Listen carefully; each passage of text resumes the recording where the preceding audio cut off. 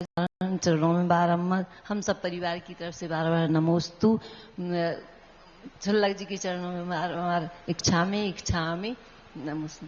मेरी छोटी सी जिज्ञासा है महाराज जी, मेरे घुटनों में एक दिन तकलीफ हुई, उसी दिन से ये क्वेश्चन हुआ है कि महाराज जी खड़े होकर के पूजा करने में और बैठ के पूजा करने में और कुर्सी पर बैठ के पूजा करने में क्या अंतर है? अब देखो, महिलाओं को तो बैठ कर के पूजा करने का विशेष रूप से परंपरा है। शास्त्रों में तो ऐसा कुछ भी लिखा नहीं। विशेष रूप से यही है कि खड़े होकर पूजा करने का उल्लेख मिलता है। हम लोगों को भी स्थिति खड़े होकर करने के लिए, आप लोगों के लिए भी जो पंडित जी ने एक विनय पाठ लिखा है उसमें भी लिखा है, ये विधि छाड़ो हो एक। तो इस प्रकार से खड़े होने की परंपरा को अच्छा माना है। एक श्लोक आता है मूलाचार के अंदर, उत्थित उत्थित, उत्थित अवस्थित, अवस्थित उत्थित, अवस्थित अवस्थित और अवस्थित अवस्थित।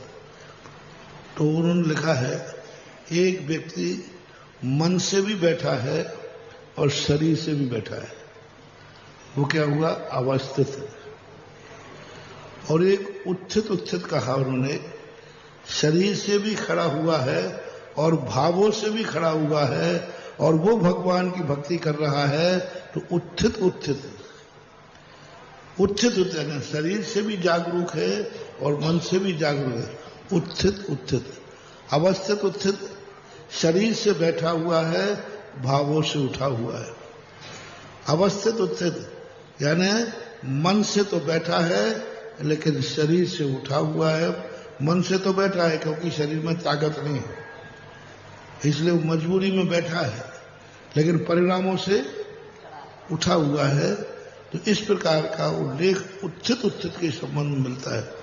तो खड़े होके करते हैं तो अच्छा है, लेकिन शक्ति नहीं है, अनुकूलता नहीं है, व्यवस्था नहीं है, तो बैठ के करने में कोई दोष नहीं है, कर सकते।